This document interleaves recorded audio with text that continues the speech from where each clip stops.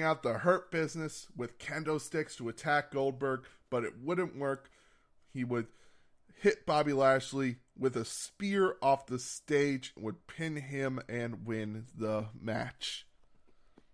After this, we got Xavier Woods versus Finn Balor in the King of the Ring finals. Xavier Woods would pick up the win here over Finn Balor, and it would be an amazing segment for Xavier Woods. Xavier Woods deserved this. The whole crowd was chanting, "You deserve this." It was just a feel-good moment. Finn Balor showed his respect to Xavier Woods, and Xavier Woods would have his moment in the sun as King of the Ring. After this, we got the WWE Championship match of Big E versus Drew McIntyre in a 13-minute match. It was a classic. It was one I really enjoyed. Big E would hit the big ending.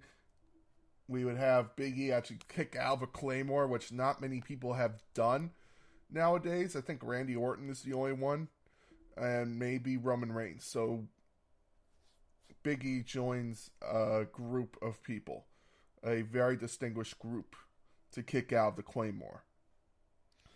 So Big E would hit the big ending, pin Drew McIntyre, and pick up the win. Bravo to Big E on this win. After this, we got a triple threat match for the Smackdown Women's Championship of Becky Lynch versus Bianca Belair and Sasha Banks.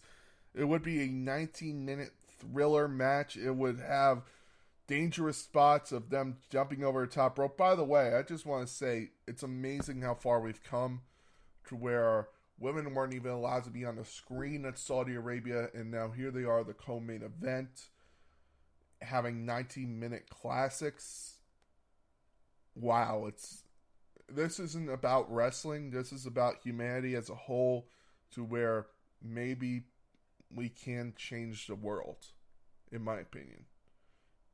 We couldn't have women on the screens in Saudi Arabia. Now, 22,000 Saudi Arabians are packing a stadium to see this.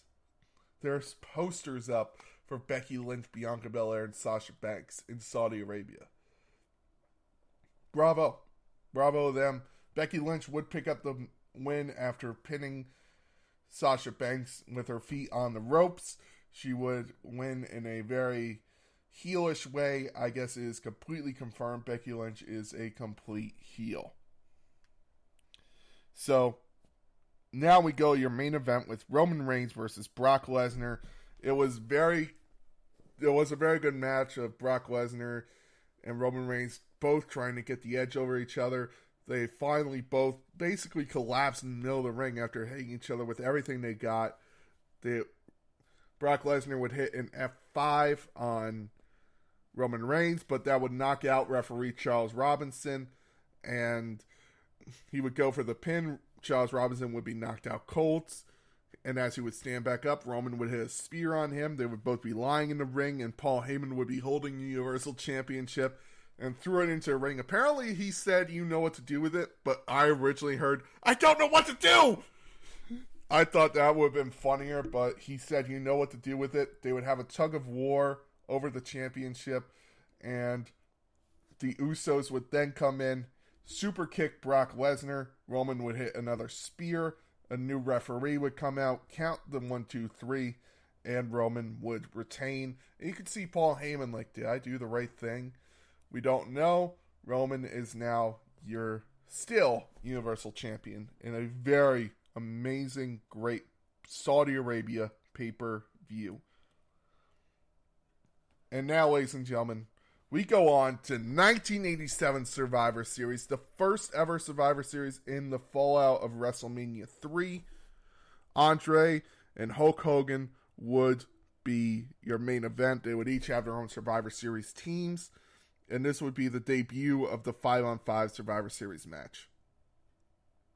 So the first Survivor Series match ever would be Bruce Beefcake, Jake Roberts, Jim Duggan, Randy Savage, and Ricky Steamboat with Miss Elizabeth versus Dangerous Danny Davis, Harley Race, Hercules, Honky Tonk Man, and Ron Bass with Bobby Heenan and Jimmy Hart as their managers. Bruce Beefcake's team would pick up the win over them. with last eliminating the Honky Tonk Man by countout. And that would be the end. The survivors would be Randy Savage, Jake Roberts, and Ricky Steamboat in a 23-match thriller. By the way, this pay-per-view would emulate from the Richfield Coliseum with 21,000 in attendance. And the tagline would be the biggest event since WrestleMania 3. That was a very cool match. It was... After this, we would get a women's 5-on-5 Survivor Series match with the Fabulous Moolah, the Jumping Bomb Angels, and the Rockin' Robin and Velvet Mcintyre versus Dawn Marie, Johnson Donna, Cristangelo, the Glamour Girls, and Sensational Sherry with their manager Jimmy Hart. And this match would go for 20 minutes. It would give a lot of time to the women on this show. And Fabulous Moolah's team would pick up the win with the Jumping Bomb Angels being your sole survivors. And then there were only 4 matches, by the way. I feel I should say that now because they were all Survivor Series teams. They were all 5-on-5 or 10-on-10 in your next match, which was a tag team Survivor Series match, which would be the British Bulldogs, the Killer Bees, Brian Blair, and the Fabulous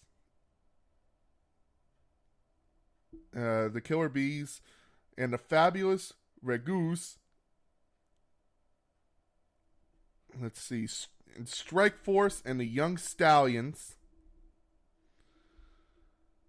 versus the Bolsheviks, Demolition, the Dream Team, the Hart Foundation, the Islanders, with managers Bobby Heenan, Mr. Fuji, Jimmy Hart, Johnny Valentine, and Slick. Jimmy Hart and Bobby Heenan would be all over this Survivor Series in a 37-minute match. 37 minutes, my God. Your sole survivors would be the Killer Bees and the Young Stallions. There would be disqualifications, but mostly it would be by pinfall in a 37-minute match. My God, how do you survive that? 37 minutes. Nowadays, that would be considered no one would want to watch that match nowadays. And finally, we got a 5-on-5 Survivor Series match in your main event, Team Andre versus Team Hulk Hogan. In a 22-minute classic, Andre the Giant, Butch Reed, King Kong Bundy, the One Man Gang, and Rick Rude with Bobby Heenan and Slick versus Bam Bam Bigelow, Don Morocco, Hulk Hogan, Ken Patera, and Paul Orndorff in this match. All Hall of Famers in this match, by the way. I feel I should say that right now. Is Butch Reed a Hall of Famer? Hang on. I believe... No, I don't think so. Let's see. WWE. No, he is not. I believe he's the only one who isn't a Hall of Famer, along with One Man Gang. Let me check that.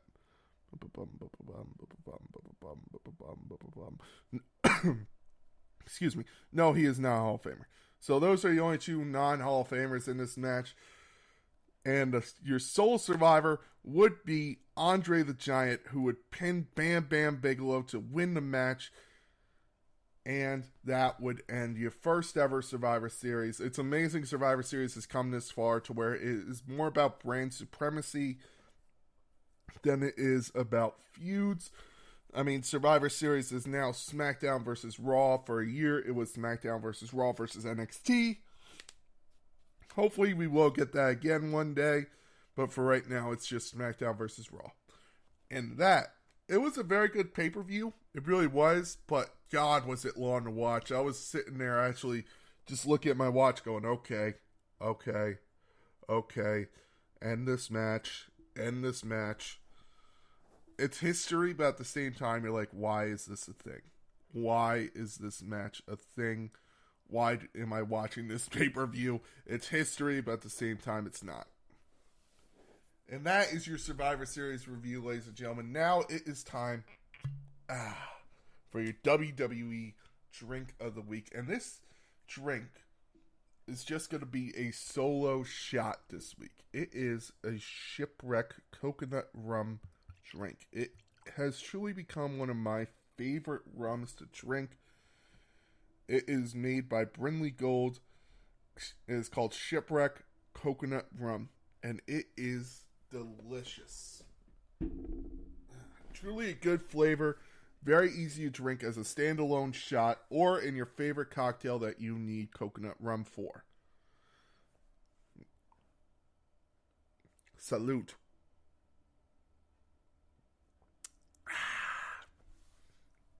Always has a great taste, whether with ice or without ice. Amazing flavor. Perfect smoothness to it. You don't need anything else in it to cut it down.